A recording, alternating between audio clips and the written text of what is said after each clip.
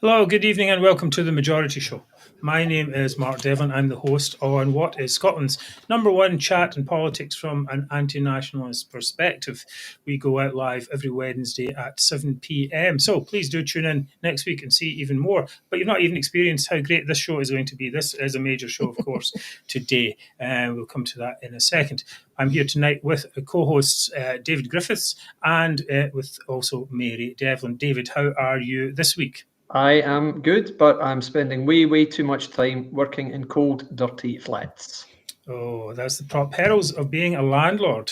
Indeed. I think what you should do is you should get Ross Greer to come down and help you, and then you would know what it was like. Anyway, I'm sure he'd like some hard work. Right, Oh, Mary, indeed. what have you got? What have you got for us this evening? David? Oh, David. Sorry, David. Yeah. Oh, David. Yes. Me this evening, Yes. will be talking about the very unseemly rows among the leaders of Reform UK and the likely impact in Scotland. Oh, it's a big one. It's a big Indeed. one. Right, Mary, what have you got for us this evening? Well, tonight I am going to be talking about the SNP's controversial new Chief Executive, Carol Beattie. Right, okay. Oh, yes, that's right. There's quite a few Beatties around, aren't there? Yeah. The Beatties will continue Colin Beattie. until morale is improved, as the expression goes. Right, and of course, we'll all be talking about Nicola Sturgeon resigning and her legacy, including her war on women. Indeed. And we will have Zoomer of the Week. Right, so when we get our act together, we'll be back in just a few seconds, and with lots of stuff. Here we go.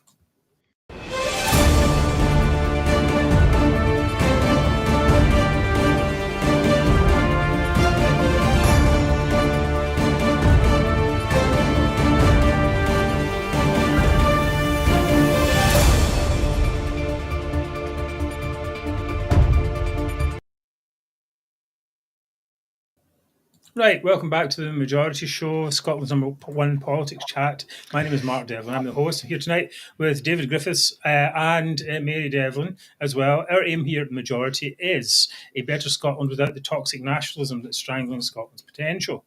Some people will say, well, why are you still going on about a referendum? Our mission is far beyond just stopping a referendum, stopping the SNP even, stopping nationalism and all that causes it. Now, a huge thanks to our friends at United Against Separation Facebook page, where many of you are watching from tonight. And remember, sharing is caring. The number one thing you can do is to like the show on YouTube. And if you don't subscribe, please do drop a like. But if you can subscribe, please do so. It all helps to increase the reach of the show at the touch of a button.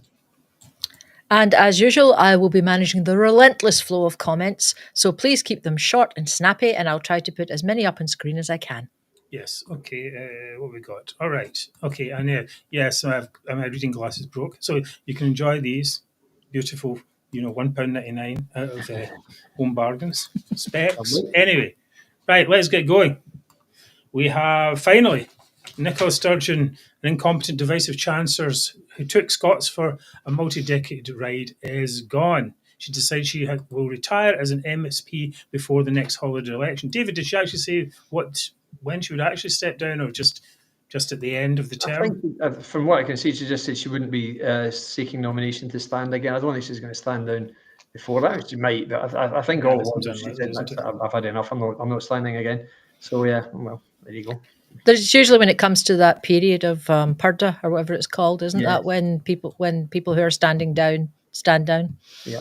Yes. Okay. Well, in her statement, the failed former First Minister, who's still under investigation by the police for embezzlement of SNP funds, said she her time in Parliament had been a privilege beyond words. But the time is right for me at this stage in my life to close the book on that chapter and open a new one. We all know how she likes book, so she thought she would add in that little book metaphor. This brings to an end a political career that started when she was elected as an MSP in 1999. She became First Minister after Alex Salmond failed to break up the UK in 2014. But wait a minute, didn't one of us three, predict all this? Could it be another prediction from Mystic GG came true? Guys, they always do. Sorry. Far be for me to blow my own, you know what? But guys, it's got to be said, let's just forget it. Let's not forget, I should say, just over 2 years ago, I genuinely was the first one to say, she's going to stand down as First Minister. I'm told it's going to happen soon. I suffered much derision. A newspaper, you can call it National, a newspaper wrote an article specifically about me making this prediction, saying how ridiculous it was. And of course, within 5 weeks, she had gone. And I said, at the time, I said, okay, this is just the first of 4 things that will happen. She will be arrested. She will confirm she will stand down as an MSP at the end of this parliamentary term, and she will announce the end of her marriage. Now, those are my 4 predictions, and I absolutely staked my reputation on them all, and they've all come true.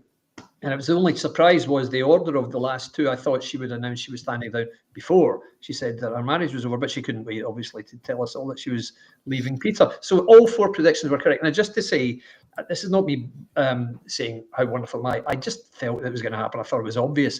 But a lot of people argued with me, and we'll come on to that a little bit later on. But one thing I would say is don't confuse this with some of the stories I've put up on Twitter, because somebody said to me today that I'd got an awful lot wrong. Well, not really. I've been given stories separately, which I've shared to say, don't know if it's true. I've no idea. Some have come true, some haven't. But that's different from me saying, look, guys, this is what's happening with Sturgeon. I genuinely was the first one to see all this happen. I saw a tweet from you today, and I was wondering, you kind of said that you had some inside information. Well, there was some inside information. I did have... I can probably say this now. I had a very, very senior nationalist who fed me a lot of stuff. Genuinely a household name. I think you guys, I think I might have said to you, given you some hints who it was. So that is true. I did. I got a lot of inside information about Sturgeon and about Humza especially. So I did have some idea of some of the stuff that was going on and some of the stuff that was likely to go on, because there are a lot of people, believe it or not, within nationalist ranks who detest the pair of them, primarily for what they seem to have done to Salmon. But yes, I did have some inside info. Yeah, it's true. Yeah. Okay. Right. Very good. Now, there is another prediction, of course, in there as well. Not your prediction, but many people predict that she's going to come out as a lesbian. Now, we don't care whether she's a lesbian or not, but this seems to be another big prediction that is out there. I mean, someone accused me of being homophobic for mentioning that today. What's homophobic about someone coming out as a lesbian? I don't really see that at all. It's like when people say calling Rachel Reeves, Rachel from accounts, is misogynist. No, it's not. It's just calling, saying that she used to work in an accounts department. There's nothing misogynist about that at all. And I got accused of being misogynist for sharing that photograph of Nicola Sturgeon at the weekend. There is nothing misogynistic about a photograph, guys. I'm very sorry. So, this is just misuse of terms. As people are like that now. Some talking about women's rights. Some say that this resignation was prompted by events at the weekend, whereby she was invited to participate in an International Women's Day event that was held by the SNP. Now, remember, this is the women who actively campaigned for male rapists to be put into women's prisons, who actively campaigned to allow men into women's changing rooms and rape centres, and who didn't speak up for women when men stole trophies and awards from women in sporting events. Nicola Sturgeon also never enacted a single piece of feminist policy, which actual feminists don't really like, of course. And J.K. Rowling, of course, famously said that she was and is a destroyer of women's rights. Yet she had the brass neck to appear at this meeting where she was booed. Let's have a little video of booing.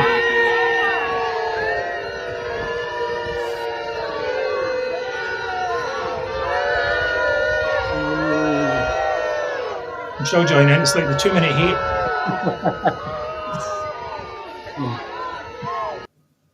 Right. Well, I would say normally that's enough booing, but we could actually keep just running that in a repeat, to be honest. Anyway, there was some kind of famous picture of this. So let me see if I can find it now, of Sturgeon.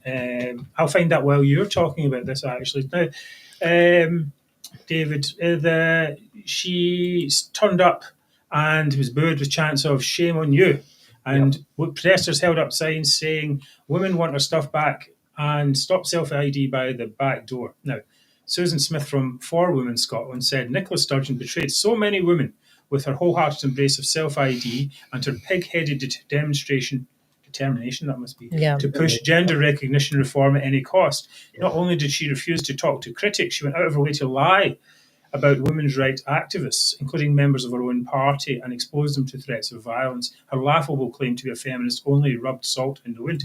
David, what feminism?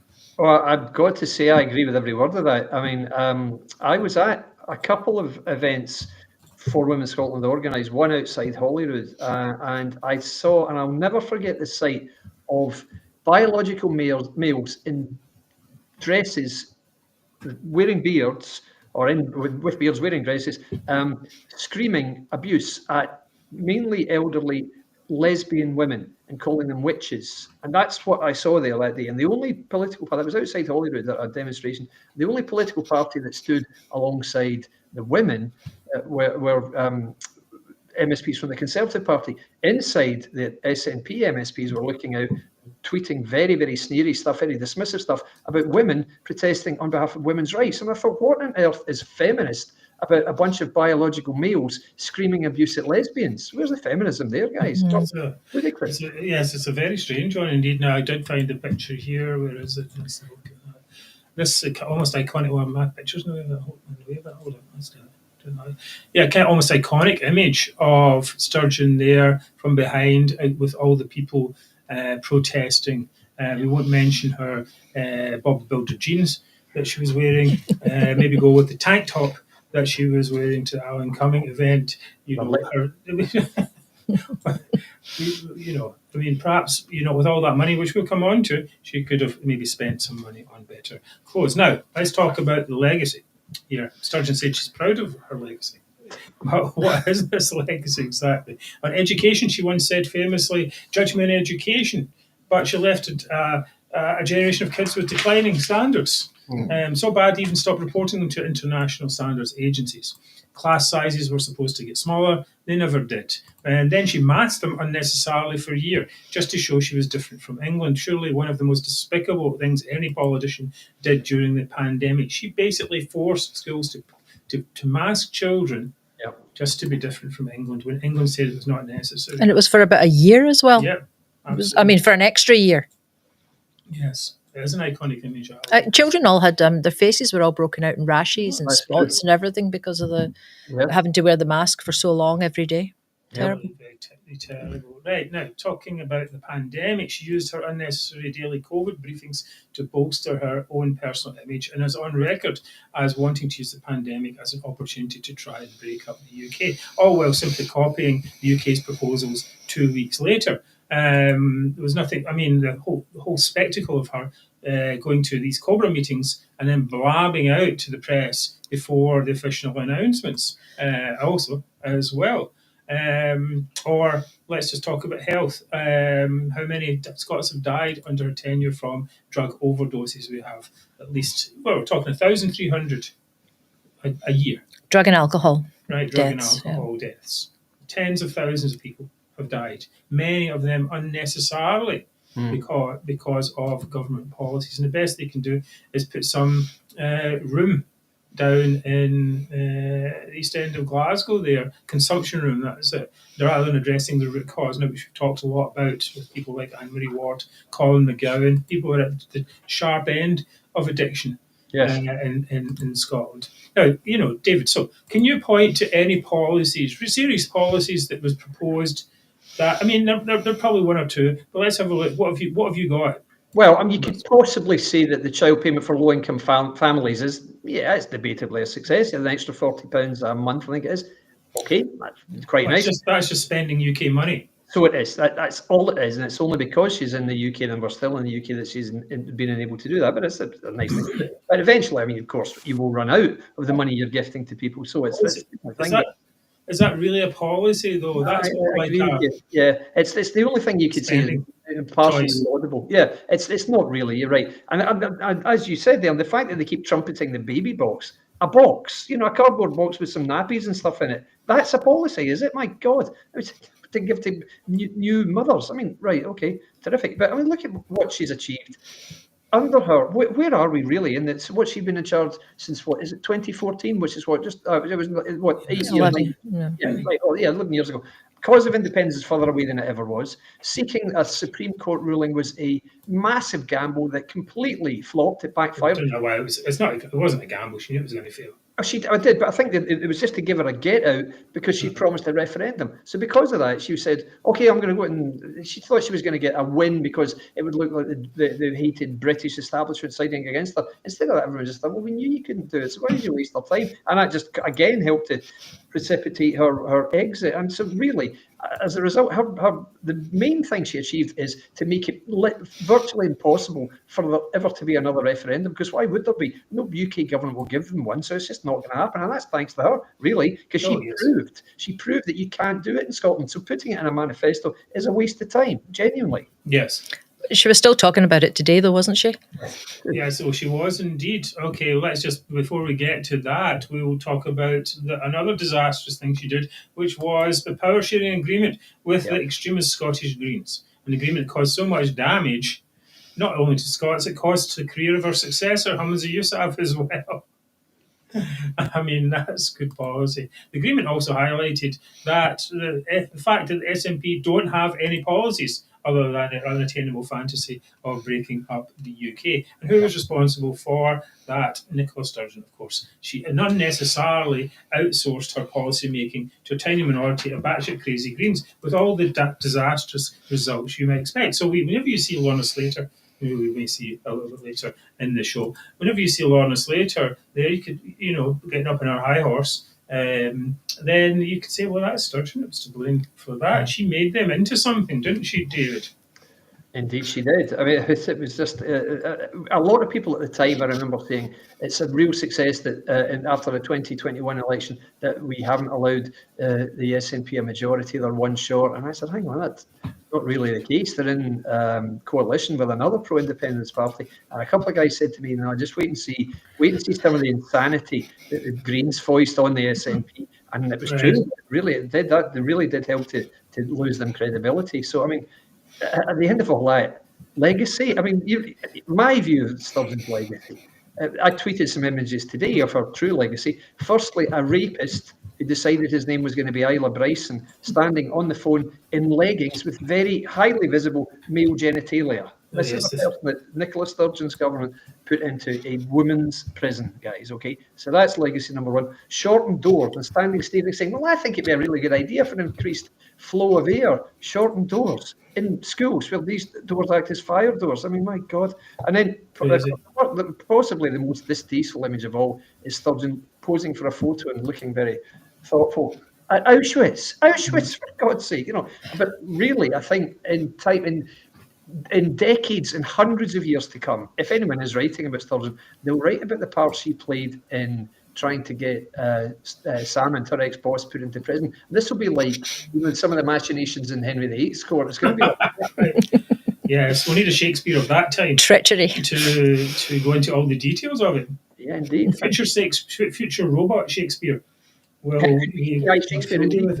Coming down the path. But all that stuff with the alphabetes, it really did look as if, and the story I was told is that people were phoned up, hundreds of people, women within the SNP, and were asked, were you ever alone with Alex Salmond? Were you ever in a car with him? Were you ever in a room with him? Yeah. Did he ever touch you? Did he? Right. Would you testify? And that is apparently, it's what I'm told, was where a lot of these people came from. So they were actively trying to get the guy put into prison. Oh, yes, of course. Or whatever.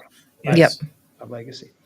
Oh, and of course, but the main thing, of course, is what we'll remember of her visually herself is giggling in defeat when Peter Smith trapped her completely and forced her to admit that her gender recognition reform bill couldn't work because he extracted from her in a 2-minute interview the fact that trans women are different from women, whereas the whole bill said, no, they're not different. And if you say they are different, that's what we remember. And of course, what we'll all remember in her lifetime anyways, a broken marriage, which, let's face it, was about as believable as Elton and Renata's. Let's be honest, guys. That's what it looked like. So, you don't know. You never know about how people's relationships. But let's have a little look back. First of all, we shall have a look at this infamous Tadgergate.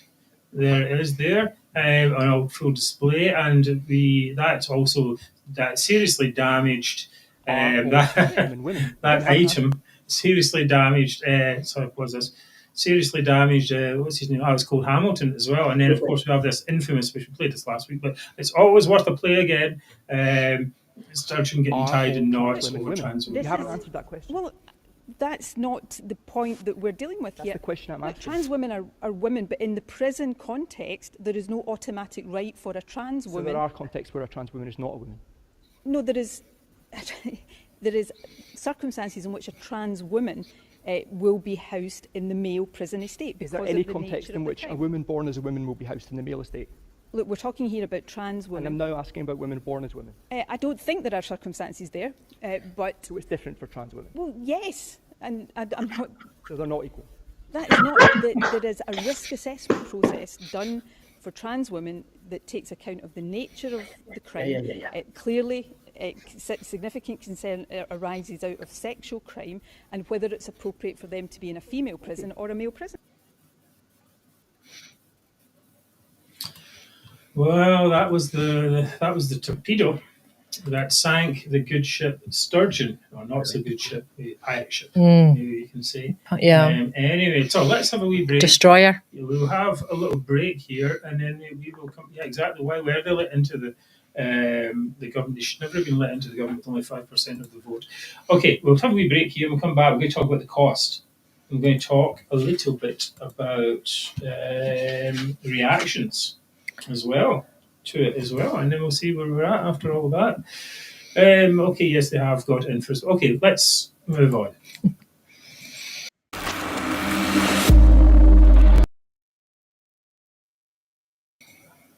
Rightio, actually. Okay, so it says here, where are we? I've lost my page already. Okay, I really have lost my The cost. No, I'm supposed to do the message now. We're supposed to do the donation message, that's right. Now, thanks to your donations of £1,200, we have been able to start working on the Majority Truth Bot. And that has been going actually quite well. Can I get rid of that message?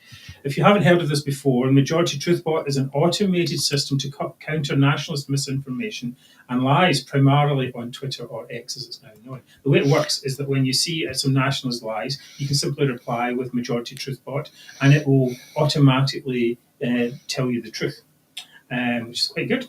Anyway, I was programming it during the week and successfully made our first test posts. Oh, that's all good. However, to get the bot running properly, we need a higher level of access to Twitter, and that sadly costs money, as everything does. And combined with hosting, that's going to cost us about £200 a month, which I believe is a small price to pay to slap the truth into nationalists.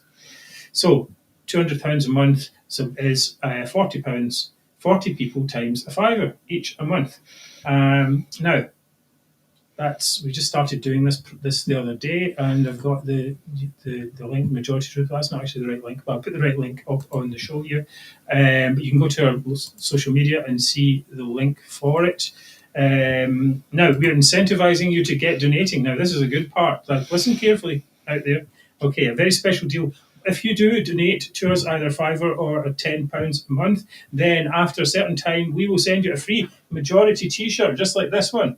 In fact, you can choose any one of the designs in our shop. So, for example, if your monthly donations are £5 and you're over £20, then we will send you, that's 4 months, we'll send you a t-shirt. Or if you do a tenner a month, that's going to be £20 in 2 months, we'll send you a t-shirt after then. So do people get to choose their own colour and their own size? Yeah, they can choose whatever one they like, in their own colour and their own size. You can even get the camper. You can take our lives, we can never take our camper vans, whatever one it is. And we may include the mouse mats if you want those, or mugs, depending. So that will become a bit clearer. So if you want to get a free t-shirt and help feed the Majority Truth Bot, please do donate to the and also thank you to the person who gave us a super chat there. That will go into the fund as well. Right. Now I'm going to just back to where you were. Donor box. Yep. Let's try and go see if I can find it. Anyway, okay. 2 sections up is let's talk about the cost. All right. Okay. That's the page. That's the donation page. Okay. Right. Okay. So we have 2 sections back. Let's talk about the cost. Not of the Majority Truth Bot, which is a great bargain, but of Nicola Sturgeon's legacy.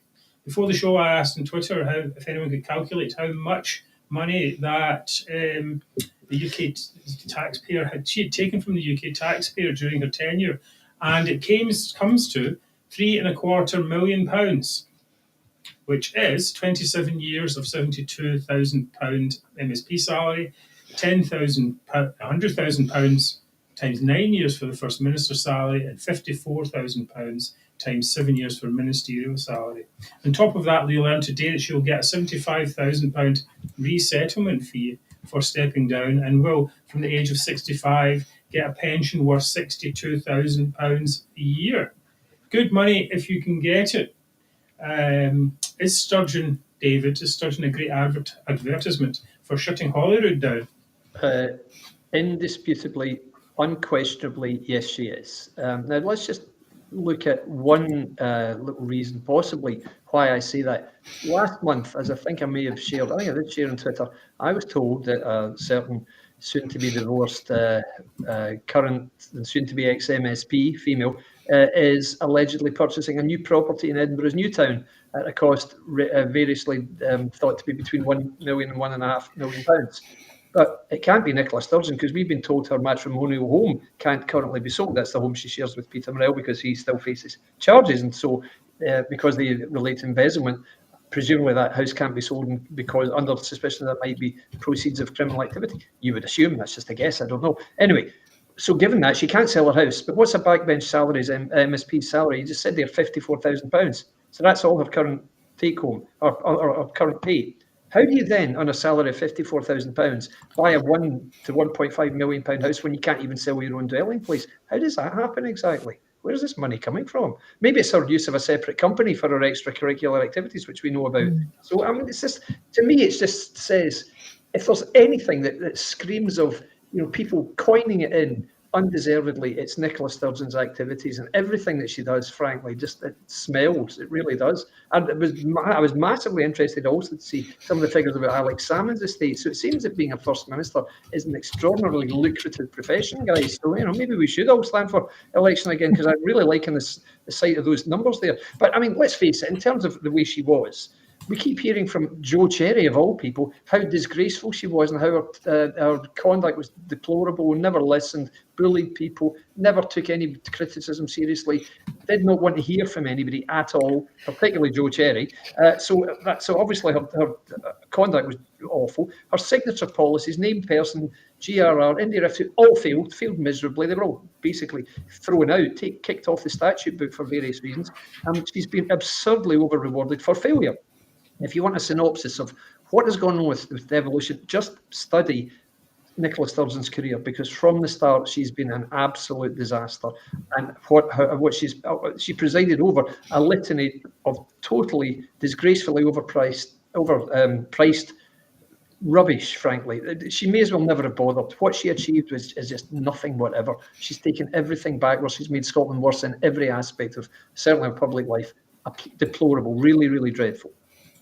Yes, well, you're not pulling many punches there, indeed. Okay. Chris Wallace says the only thing the so-called Scottish government has done is creating anxiety to the majority of Scots. Yeah, sadly, that is very true. Now, I did put up a little link there for the Truth Bot, which I found. Okay, it's called donorbox.org. Feed the Truth Bot. That's it. And the page you should end up looks a bit like that. Feed the Truth Bot. If you can't do that, just make a monthly donation to the main on our homepage. You can do that and do fine. All right, moving on. Now, reaction. Mostly the reaction to Sturgeon stepping down Mostly the reaction to Sturgeon stepping down has highlighted how divisive she was. It's rare to see actually quite a lot of people coming out and saying what a horror she really was. Russell Finlay, leader of Scottish Conservatives, said the damage inflicted on Scotland by Nicola Sturgeon is one of the reasons why I got involved in politics.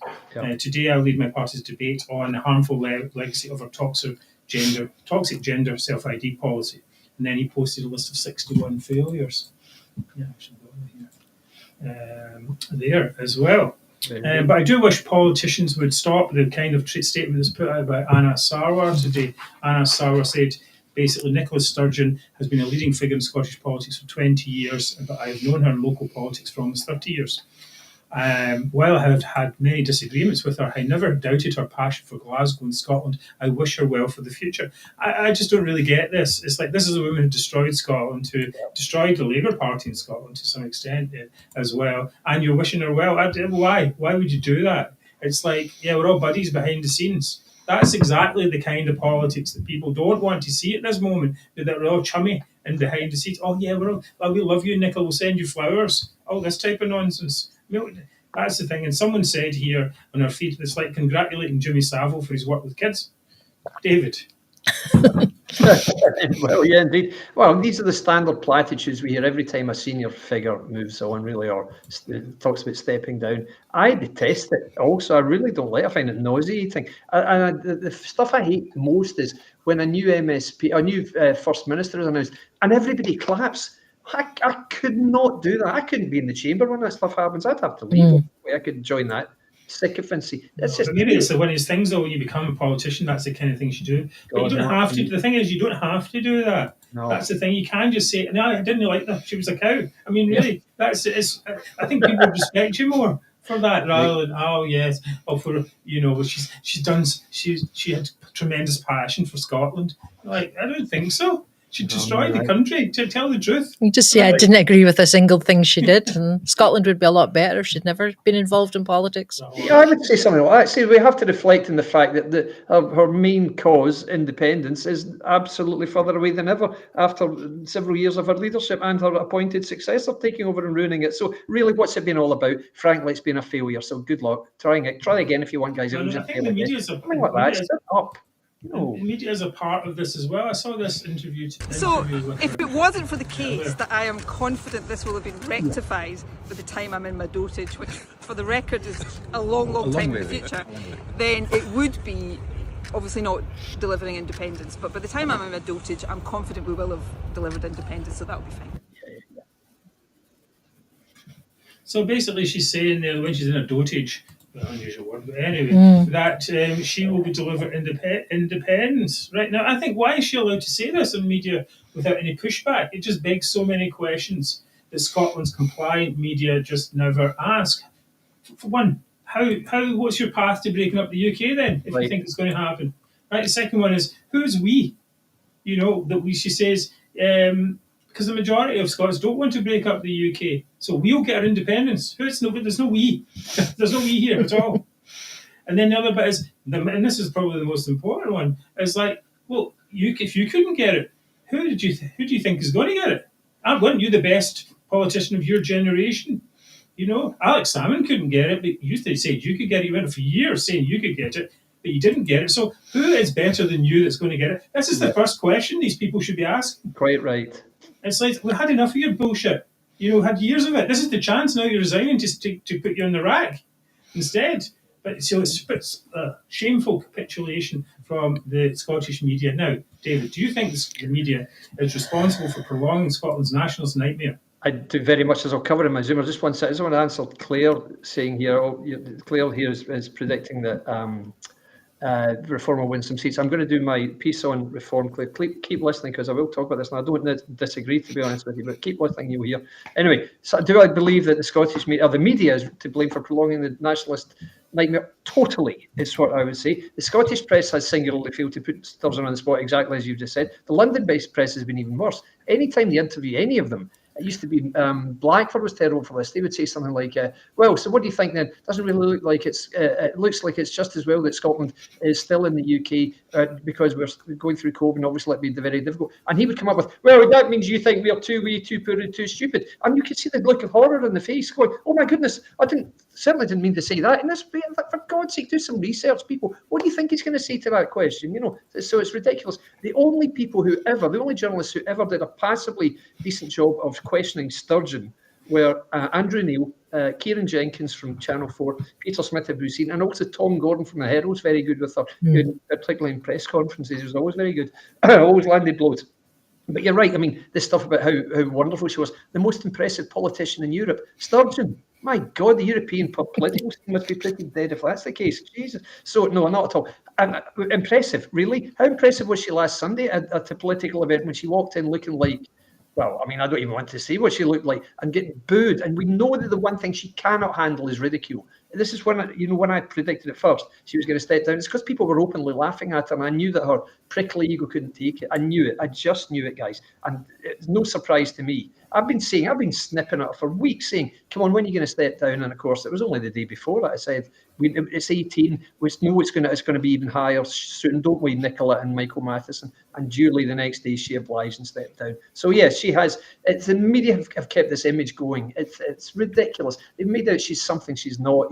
Inviting her onto Loose Women and all that complete nonsense. Inviting her onto the panel on election night. What an absolute fiasco that was. And she added nothing to that show. Nothing. No insights, whatever. She just squabbled with Peter Smith and squabbled with Joe Cherry. Pathetic. But it was lovely seeing her there. It was great to see her face, though, wasn't it? That was great. That was unbelievable. Yeah. And then, of course, Mark, I know you've got your views about the appeasement. The appeasement society in Scottish. I mean, I just briefly mention. I mean, it's just you still see them on the Times. They were doing a thing here about, that Alex Massey in the Times is saying that Swinney has to, Swinney's U-turn on Ukraine is a great thing to show he's an international statesman. And all this, and you're like, stop appeasing these people. They're just they're minor politicians in the backwater. Really, that's what it is. And the trumped up way beyond their importance. Anyway, we can move on. You're going to talk a little bit more about that in a moment. Now, let's see if we wrap up. So, she's a personal failure and a failure for a party and for a goal of breaking up the UK. We are, of course, grateful for her for confirming in the 2022 that the Scottish Parliament cannot legislate on a referendum. And by the way, they also added that Scotland is not a colony. She not only completely failed to further her lifelong goal, by doing that, she shut the door behind her. Now, some nationalists will say that Sturgeon failed them on independence, but what could she actually do? She ended up doing everything extremist like Wings Over Scotland wanted. She went to the Supreme Court. She indulged the de facto referendum fantasies. The reality is that she just proved it wasn't going to go anywhere. Now, the question for nationalists is, though, how much pain are you going to inflict on the rest of Scotland? Because you elected people you sincerely knew were the best people for the task. And although we knew they were divisive chancellors, Salmon, Sturgeon, Yousaf, Swinney, where did it end up? Scotland's a failure. Every one of them is a failure. They were the very best that you chose, and you failed. And nobody can just mention a minute ago, who's going to do it better than Sturgeon? It's just not possible. She was their best hope. Salmon was their best hope. Who can do it better than them? There's no way forward, so they should stop holding Scotland hostage to their divisive dreams and move on. Hear, hear. Indeed. Right. Now, let's take a short break and we'll be back. Now, David is going to tell us all about reform and all that's been going on there. So back in a second. Also press the button.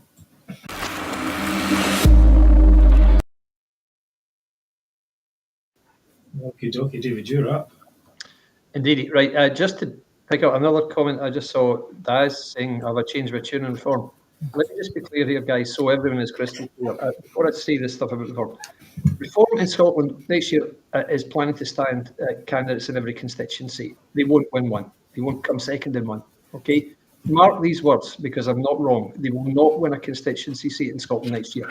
Not a chance. Okay? Now, you know what my reputation is like for predictions. Oh, Mr. DG. Telling you right now, they will not win a constituency in Scotland next year. Fundamentally, absolutely, categorically not. They will, if their vote holds up, they will, however, win some list seats because it's inevitable. If you get 9 or 10%, you're going to win at least one seat, probably more. Depends how widespread your vote is. So they will almost certainly win list seats. They won't win any constituencies. So just to clarify that, guys, okay? So moving on. So let's go to the fight, the Barney rubble in the top echelon of reform this week. Now, let's remember, we're talking about Reform's Westminster leadership, or the UK party as a whole, you might say. But although it is only fair to caveat it by saying Reform's senior UK leadership doesn't really recognise the existence of a separate Scottish entity, apparently. I'm told there are no plans for a Reform party leader in Scotland, which seems bizarre, given that Reform has aspirations to return several MSPs to Holyrood next year. what are you going to do? They're going to have a leader, guys. So, aren't they? Who will ask the questions? If not, so anyway, we'll see. But I'm just not very clear about what Reform is trying to do with their Scottish entry around, because it is so low key, as we know. Anyway, we'll come back to that. We've all seen jousting among the senior figures in Reform for some time. Look at some of the history. Richard Tice was the leader, and then shortly before the election, Farage replaced him. Tice was chairman, and then Zia Youssef replaced him. Ben Habib was co-deputy leader, and then Richard Tice replaced him. So there's been a lot of churn at the top, a lot. And it always... Churn and burn. Churn and burn, indeed. There's always been the suspicion of something of a bad odour about the machinations at the top of the party to me. It always seems to be they're just short of fighting with each other. That's how it's always appeared, because they're all quite strong characters, and they're all very shoot from the hip characters also. But the last week has seen the craziest scenes yet. We've got one of their 5 MPs, Rupert Lowe, has been suspended from the party shortly after he called in an interview. He called Reform a protest party led by a messiah, obviously referring to Nigel Farage. And in the same interview, just to give some context here, Lowe also called for MPs' salaries to be increased to £250,000 per annum, if you please, along with a call for the number of MPs to be halved. Okay. Okay, that's quite a jump. Anyway, fine. So it was shortly afterwards, it was announced that Lowe had been reported to police on suspicion of making threats to Zia Youssef, the party chair. It was also revealed that Lowe was facing an internal Reform investigation into reports of bullying staff members. And this had all come out just in the last week. At the end of all that, you had Lowe furiously denying it. You had Farage disputing what Lowe was saying. You had Lowe then saying, take that back or I'll sue you. Absolutely appalling scenes. I mean, quite unbelievable for a senior political party with aspirations of leadership or government behaving this way on social media. Really, really breathless stuff. I mean, it was incredible the way it went on. I'm only just scratching the surface here. There was no point getting into all the stuff. It looked terrible. What did you think when you saw this then, Mark? What did you think? Well, as you know, last week, remember you asked me what you thought about what Elon Musk thought, right? And I'm in Team Elon in this. I think Farage doesn't have a grasp of policy or organisation. Was, or at least was until these past few weeks, a good figurehead, a lightning rod, as it were, who can attract attention. But for a party to actually get elected, it needs to do a few things. One, it needs to have proper policies. And those policies need to reflect the views of its members, not necessarily its leadership. And I generally think that if you're a party that's an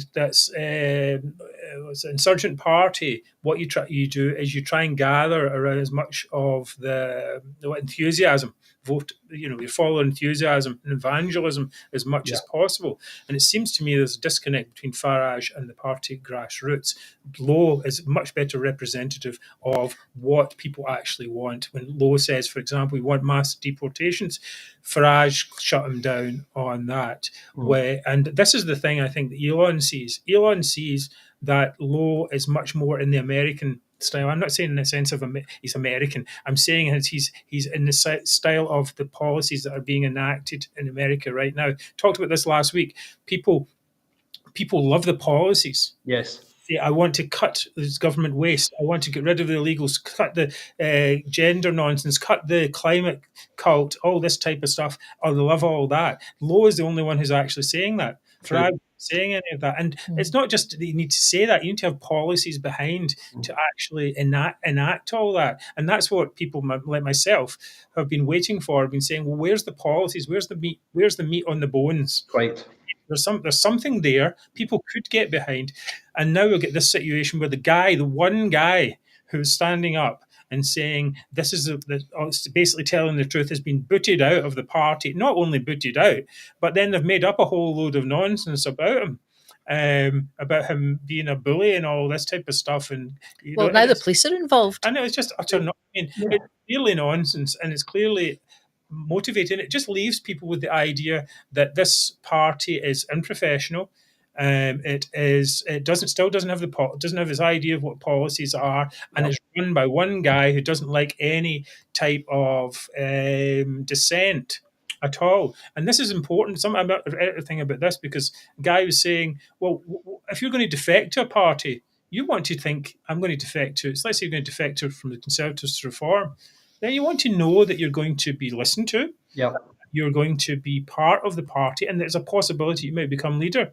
This all puts all that out the window. There's none of that at all. I think this is a disaster for reform, and I think it's going to filter through. People like me are just looking at it going, "Nah, I don't think so." We were skeptical to begin with. Yeah. Now this is the thing. Now that's not to say that the Tories are any better, but they could easily, once they're stopped. There's that thing. Don't interrupt your enemy when they're, destroying them. Exactly. You have to let that play out a bit. But the Tories could make good capital out of this as it comes forward. Don't you think, David? Absolutely. I mean, I agree. That's my view entirely. Just to illustrate a little bit more what Mark's saying there. My question is, where does Reform's leadership really imagine all this squabbling leaves them a year out from the commencement of campaigning? Because the campaign will commence 1 year from next week, guys, because it's a 6-week campaign. So, really, it's that imminent. You probably won't be surprised to let me have a view on this. The sight of Reform's 5 most senior leaders squabbling like schoolboys is farcical. Now, let's bear a few things in mind here. We remember that Reform is effectively starting from scratch in Scotland. They did last year under Martin Green, and he did a really notable job in getting so many votes in. It didn't amount to anything because it didn't come any better than third anywhere, but that's what it's like when you start. I'm told they plan to field candidates in all 73 constituencies, along with presumably a full quota of 56 list candidates, which I'm sure they will do because that will get them a party political broadcast. They won't win any constituencies. I think even they will admit that. I think this week has finally put the kibosh in any chances they had, which they didn't anyway. They were never going to win a constituency seat. Most constituencies in Scotland have always voted either Labour or SNP. That's the Glasgow constituencies, apart from Eastwood. That's all the ones in Ayrshire and Renfrewshire and then Lanarkshire, etc., etc.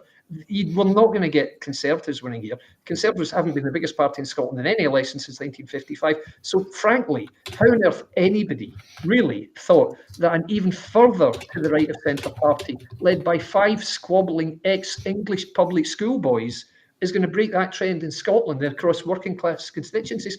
Guys, what are you smoking? That's not going to happen. Please, it's never going to happen. Well, I think they could. I mean, there was a chance if they had got a leader. This is one of the things. If they had a leader who was credible, had built up their profile over the past year or so, and was always there. Now, you could say Thomas Kerr could be taking that role, but he's not really taking that role. But the thing is, I think the real issue here is what are the policies? You've got Rupert Lowe saying one thing: we're going to deport everyone who's illegal immigrant. This is not a controversial position. Yep. This is the illegal. The clue's in the word illegal immigrant. This is that. And then you get Farage saying you can't do that. I mean, what? It's like, what? No, because but in the States they're doing exactly that. They're just rounding up people and getting rid of them. You're illegal. Get out. That's it. Yeah. So it's not that complicated, and I think Farage is squandering this as well. Squandering the opportunity, and well, these things happen, but it shouldn't really. It shouldn't be happening like this way at all. No, indeed, no. I mean, Thomas was on here, bless him, and he said, "Oh, I think the party's becoming a lot more slick." Oh God. Well, I don't know anything but I mean, as you see, the idea of Nigel Farage being the saviour of Scottish centre-right democracy, standing on a manifesto pledge to stop the boats, and very little else, really. Okay, it's common sense policy, stop woke, stop net zero. Okay, I don't think that's really a winner on doorstep, so frankly. These fast policies, I think I've just finished the idea of Reform being ready for anything other than being a fringe party. I think that's exactly right. Didn't Lowe say they're just a fringe protest party? Led by Mackay. Yeah, that's it, right. I think he's right, to be honest with you. So it looks like the true nature of Reform's leaders, it just seems like they're all, I don't know how to put it exactly, like prickly, can't bear to have any personal criticism. If they do, they fight back massively with these rows. They don't care. No, it's too ego-driven. I mean, people don't want to see that. They want to see, look, this is it's basic stuff. Yeah. Right? There are 5 major problems. You just say 5 major problems. This is how we're going to tackle them in the first 100 days.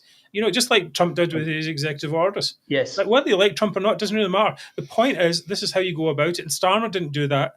And look at the state he was in. It's Trump day one. Here we go.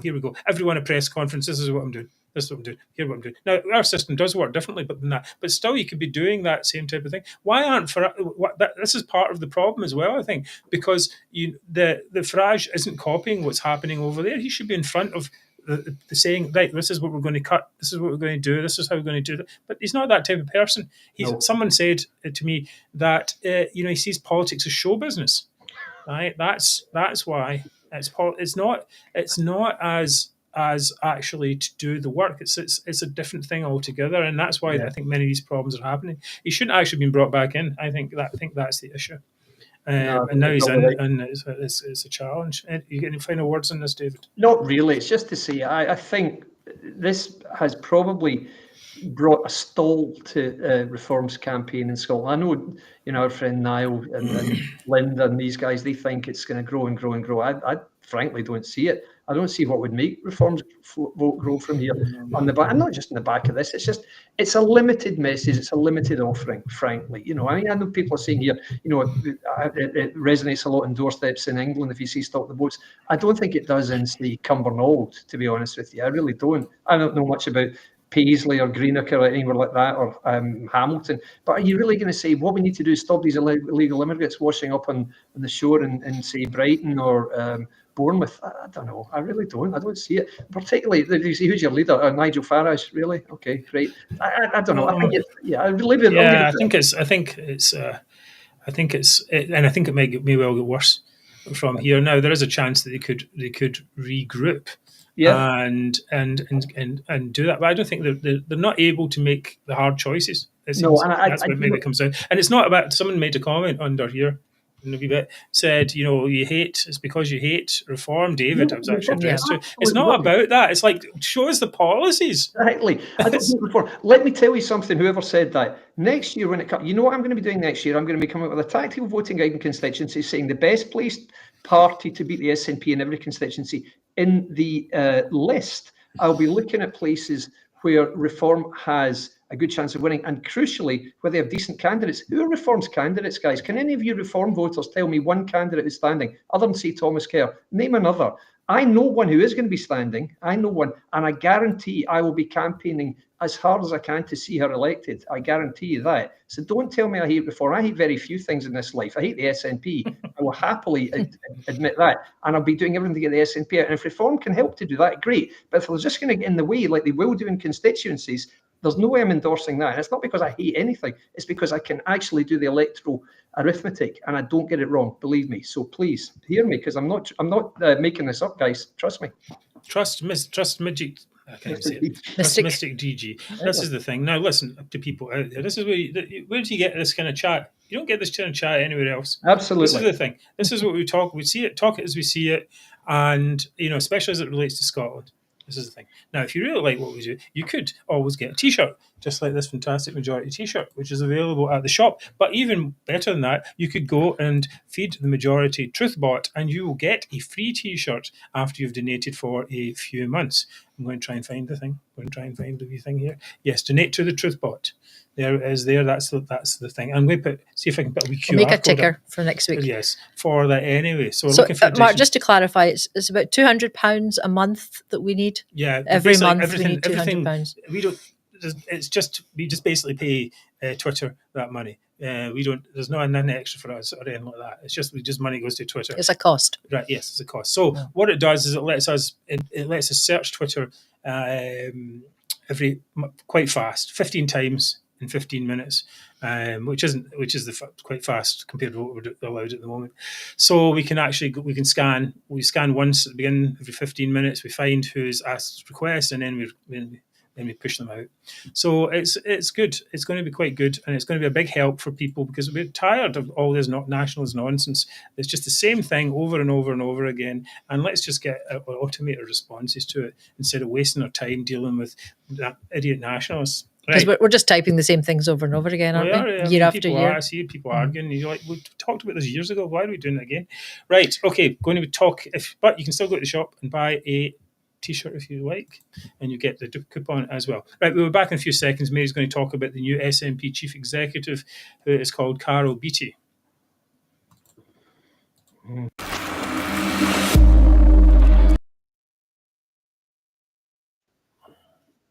Right there, you're up.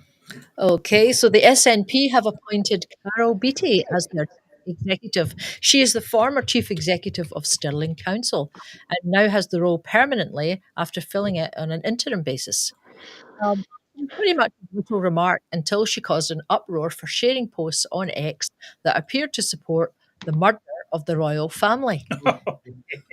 She shared a post stating it was time to use the French solution to the monarchy, apparently referencing the guillotine.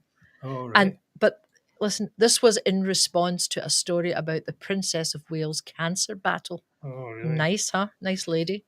And she tweeted her belief that anyone supporting the monarchy is unintelligent. Oh, really? See, Yeah, she wrote that unintelligent people do not support the monarchy, and people who do support the monarchy use them as symbols of their bigotry or xenophobic values. You're right. Right. In another post, she shared a video of a man saying, "Get Westminster to F," but you know. Anyway, after the post caused uproar, she apologised for any offence caused and deleted them from her account. Well, Yes. that's okay then, isn't it, Carol? Yes. She later stood in a council by-election in Falkirk, but was defeated by the Labour candidate. So she can't win elections, and she is causing an uproar on social media. So basically, if the SNP hierarchy have appointed her, knowing her extremist views, do we assume that Beattie's views reflect those generally held by the SNP? And bearing in mind, she will be responsible for the SNP's 2026 Holyrood election campaign. So guys, is Beattie a good choice as the new CEO? what? David, I'll leave this to you. Yeah, well, I mean, you know my view on this, I'm sure. I mean, we've seen the downward trend in the choice of CEO continue apace. You know, it went from Morell to ex-journalist Murray Foot to this person with her social media history. My God, and imagine staring at somebody who's got cancer in that way. It really doesn't get much lower than that, does it? So, I mean, I think this person's second rate. I think she's a failed council candidate, and I think it speaks volumes for the SNP that they can't attract anybody more plausible than this character. I think it says everything you need to know about the state of the SNP as it stands. Nobody wants the gig because nobody can do the job because they're a spent force and a lost cause. Well, it's something. Isn't it one of those things? It's sort of got a checklist. You know, okay, you're applying for a job in the SNP. Right? Yeah. Do you hate the monarchy? Yeah. Well, okay. No, actually, I more than hate them. I want to, behead them. Okay, 2 stars. Okay, right. Okay, well, That was really well. I was just going to say, I think Rachel Hamilton, actually, she's the Scottish Tory deputy leader. She summed it up pretty well. She said, "Carol Beattie's shameful conduct, rejection by the voters, endorsement of offensive social media comments, and association with disgraced figures ought to be enough to disqualify her from any political role. In the SNP, however, it seems to be the ideal qualification for waltzing into the top job." Well said, Rachel. My goodness, how true is that? Yeah. I mean, what kind of things? Why would anyone hire someone like that? Maybe there was a little choice. Oh, that's right. Well, who does she? I mean, who would want the This is job? thing. Yeah. Who does she bow to? Anyway, well, she'd be. If she's Nicola, she'd want Nicola Sturgeon to be Queen of Scotland. Yeah, she'd be licking her boots in that case. Yeah, I think. No doubt, exactly, Mary. Yes, there's really a bunch of parcel of rogues, as this expression goes. Anyway, what's this here? But hang on, says Paul. If SNP said if India happened, they would keep the rosin. No, they said that, but Humza Yousaf said Yeah, it was just a toy, didn't he? When he admitted that they'd been lying all along. Yeah, which is that's a great policy. That's a great idea. Just tell the electorate that we've been lying. Yeah, quite. and hope that they'll trust us from there. Some people like that kind of thing, though, but we don't, of course. Right, Mary, sorry if I didn't put I did eventually put all your chats up for Thank you. that. Okay. Next up, things you can do right now to support. I'm talking like Sean Connery. Sean Connery. I'm not doing my Sean Connery impression. Things you can do right now to support the show. You can buy a T-shirt or a mug. You can subscribe to the show on YouTube. You can tell your friends about us, or you can do all of the above, which makes us extremely happy and fulfilled. Coming up is the moment you've all been waiting for, the highlight of the week. It is Zoomer of the Week. Yay.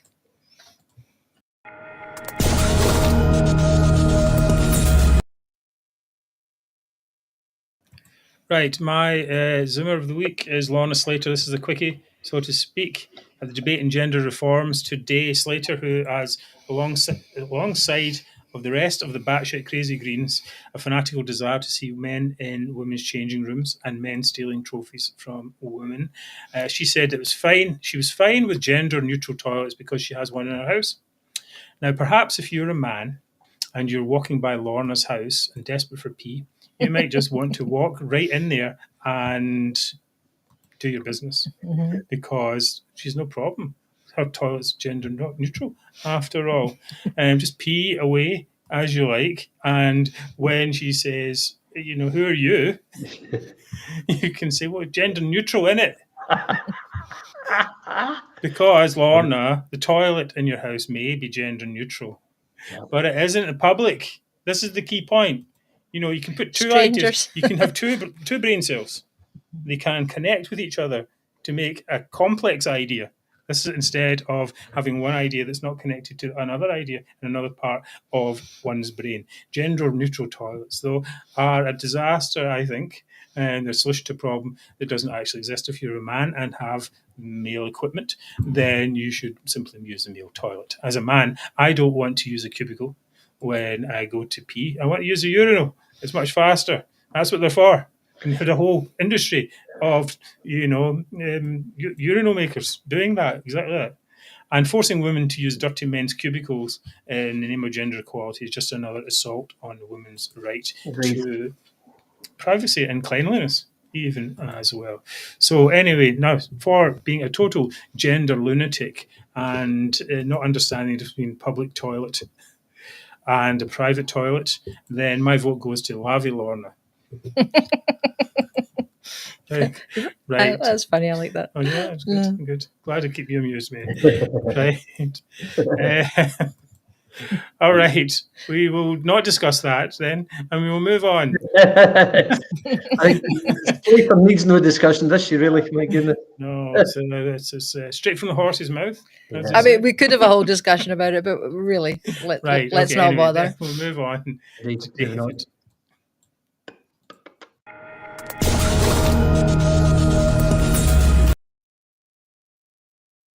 Okay, dudes. My nomination for Zoomer is journalist and Irish-Scottish nationalist Neil Mackay. Now, regular viewers will know the name and will remember Mackay's absurd catchphrase, "I'm not a nationalist," before going on to spout just extreme nonsensical nationalist views. Rhetoric. Exactly. He does it all the time. He wants independence, but he's not a nationalist. Yeah, whatever. Anyway, he is additionally, it seems very easy for guys who've got these views to come across to Scotland to get senior jobs in academia or the ink trade, as they call it, because he is the former editor of the Sunday Herald. He is, as I say, an Irishman who has chosen to work in Scotland pursuing his aim, which is the breakup of the United Kingdom of Great Britain and Northern Ireland, let's not forget. So maybe there's a wee clue in there, I don't know. Anyway, he regularly writes articles lambasting the SNP for failing to have already delivered Scottish independence. He thinks it should be done now. I'm not sure what it has to do with Mackay, because as you know, he's not Scottish and he keeps saying he's not a nationalist. So what does he care about Scottish nationalism? I don't know. Anyway, but he's here and he's drawing a salary for doing this. Maybe he's got a big bet on it. Could be, exactly, yeah. So such is journalism in Scotland these days. But He today, writes the same article. This is the problem. He writes the same true, article. it does. He said, "I'm not a nationalist, but," and then this is. But the thing is, the SNP should have done this. So let's get it done. Come on, one more heave, and all this. Yeah, all right, whatever. But wait till you hear what I found today. So today, because I was feeling a little bit proud of myself because I'd got this final fourth prediction correct, I was having a little look at what people were saying about Sturgeon. And I looked back at a few commentators' predictions that have been made in recent months, and I found an article by Mackay dated November 24th, so only just about 3 months ago. And this, guys, I wouldn't read much of it to you, apart from the final 3 paragraphs. This is what he said just before Christmas last year. "Perhaps the SNP should ask her," Sturgeon, "back. I see this only half joking. Sturgeon probably has the sense to never seek a return to frontline politics. She is an intelligent woman, after all. But in this day and age, in the era of political madness, anything, even a Sturgeon comeback, is technically possible. Look, if a convicted felon like Donald Trump can get another spin at power, so can any former Scottish First Minister." And this was a clincher. Convicted felons, is that what? Exactly. Yeah. You should see that. But this was the clincher, guys. Sturgeon, talking about Sturgeon, he said, "And she's certainly not leaving Holyrood. Just a few days ago, Sturgeon made clear her intention to stand for the Scottish Parliament in 2026. If, when Operation Transform ever ends, who knows what Sturgeon might do, depending on how she emerges from it all, of course. So that, dear viewers, shows the level of Scottish political commentary. A newspaper editor, a former newspaper editor, could think, I'm going to write this, that Nicola Sturgeon should and would come back at a time 3 months ago, and she was a blind man could have seen she was hurtling towards the exit. I mean, what a joke. I said this 2 years ago, and it was obviously right then, and now look what's happened. Well, it hasn't been consulting in your skills. Exactly. Well, the thing is, this is because pro-independence journalists, who are not nationalist, of course, they're just pro-independence, who insist they're not, they just get so used to lying, they forget when the lies stop and the truth starts. That's the thing. So among all of the pro-independence scribblers, Neil, I am not a nationalist, Mackay, is the biggest culprit of them all by a long way, and that's why he's my Zoomer. Oh, I think, that people like him, I think what they do is at the beginning of the year, they write all their editorial then, and then they must just take the rest of the year off. So he probably wrote that in January of 24. Yeah, probably did. Well, he says in this article here, I'm just having a wee look at this, is the recent, sorry, that's this one here. He says she decided to leave with some elegance. Jeez. It's like a bin fire, that sort of... Maybe he was talking about her jeans. It's the most elegant bin fire I've ever seen, Bob the Builder. That's like Kelly really Gibbons. does. Remember when she resigned as First Minister, and Kelly Gibbons said, well, she resigned with no drama and no scandal. I know. I beg your pardon. No scandal. I know. Exactly. It says Sturgeon has wisely decided to exit with some elegance. She won't enter leading a band of misfits. Though she did march an entire political movement up a hill and then march it down again. Well, more she went up a hill and then went down a valley and then into a tunnel and then into a mine and then, quite into the furthest reaches of it, and then eventually ended up in Mordor or something like that, and met Gollum, who's actually also known as John Swinney. Okay, moving on. Mary, you're going to be up with yours. Okay, and I will do your captions this time. Just a second, here it comes.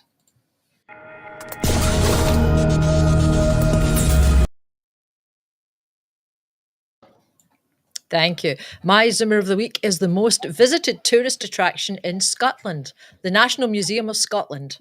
And I've nominated them for their nationalist pro-SNP propaganda exhibition called Injecting Hope, the Race for a COVID-19 Vaccine. The thing is, though, that the exhibition claims the Scottish Government's handling of the pandemic was better than the rest of the UK because of decisions the First Minister made. Some of the items on display attack Boris Johnson, calling him bumbling, and fail to mention that the UK government's early decision to pump billions of pounds into vaccine development, which luckily paid off spectacularly when Britain became the first country in the world with a COVID-19 vaccine. Yes. They don't mention that. But what they do is they devote a lot of space to praising SNP ministers' decision to send out vaccination letters in blue rather than white envelopes, and allows a Scottish government official to claim without any evidence that this boosted the uptake rate of the vaccine. So this is the thing that they're most proud of, blue envelopes instead of white. It also says that we didn't go down the route of huge mass vaccination centres, even though we had plenty of mass vaccination centres in Scotland. But most grotesque of all, and I know you like this, Mark, they've got an exhibit includes a near life-size image of Nicola Sturgeon standing at a podium delivering one of her daily televised briefings, alongside a copy of her speech and a red dress worn by one of her sign language interpreters. I see that actually in that wee picture there. And a dress. Couldn't they have got a Nicola Sturgeon dress or suit or something like that? There, I see. They've only got the dress from the interpreter. Dear me. Anyway, it's no surprise that the National Museum of Scotland because they receive millions each year from the Scottish Government. So Scottish Tory MSP Stephen Kerr branded the exhibit an obscene piece of nationalist propaganda, deliberately distorting history to fit a fake news agenda. He said the UK government played a crucial role in keeping businesses afloat, supporting workers and developing the vaccine. Yet this has been cynically erased in favour of a carefully curated SNP fantasy. Well, bloody hell. Museums are supposed to be places of education, truth, and historical integrity, not SNP-sponsored misinformation. And this is happening in so many facets of Scottish life, isn't it? That the SNP's got its claws into so many public bodies. It's an absolute scandal, really. I don't say that lightly. It's disgraceful. And this is what I'm told the Labour Party wants to stop by getting into Holyrood next year. Great, we'll just make sure it happens, please, because we really can't afford Scotland to be taken down this path of destruction any longer. This is just ridiculous. They're rewriting Scottish history right in front of our eyes. It's appalling.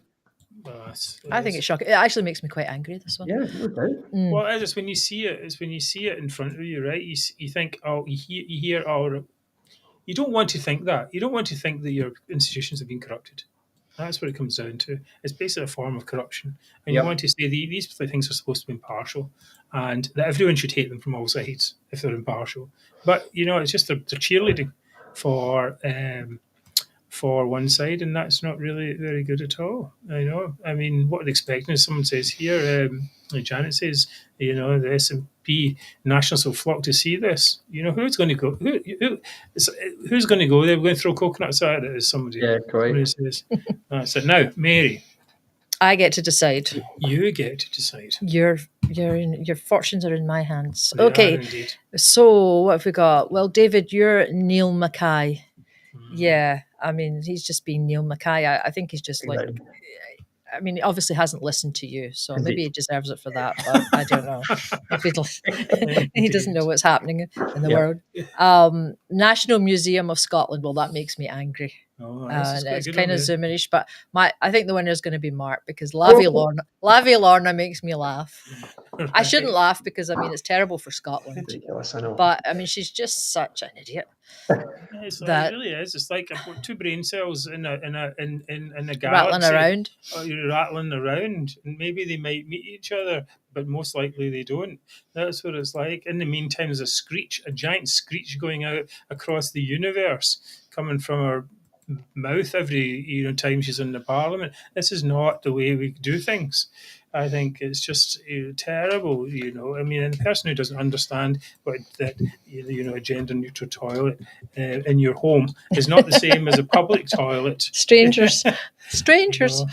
Invite. You should have had George Michael. You'd have told her the difference. Very good. Thank you, Lavvy Lorna. I'll put it up again, Mark, for you. Very good, Lavvy good Lorna. Win. Right, okay. Good. I don't think I won recently, but thank you all for your support, nonetheless. We're so happy to have you all with us on the show every week, Scotland's #1 politics chat. We will see you again, same time, same place, next Wednesday. Thought for the week is, at some point, surely Nationalists should look back at their very best representatives, Salmon, Sturgeon, Yusuf and Swinney, and hang their heads in shame about what they've inflicted in Scotland. Will they ever do that? They should. I think they should, really, but they won't. They'll just keep going on with the dream. We have to say there is no dream anymore. You have to wake up. Indeed. Okay, thank you all for your support. Thank you, Alan, for your comments. And we will see you all again next week. Huge thanks to Mary for your segment and for your dealing with all the chats. Thanks, everyone, for your comments. Really appreciate it. Of course, to Mystic DG for his insight. And what's that word? Inspiration. No, it's not quite the word, is it? What's that? When you see it. Oh, anyway, look at that. This expresses the word. Okay. I like it. Whatever the word is, I like it. Yeah, but listen, brilliant feedback tonight, guys. Really, I love the interaction, particularly when people say, I'm going to hold you to account and all this. Please do. Seriously, I love it, really. I love the fact that people get animated and say, no, I don't agree with you. Seriously, keep it coming. It's great. That's what we're here for, really. Right, so we will see you all again. Please do donate to the Truth Bot if you can. Get a T-shirt. I will see you again next week. Take care. Thanks, everyone. Good night. Good night. Bye. See you later.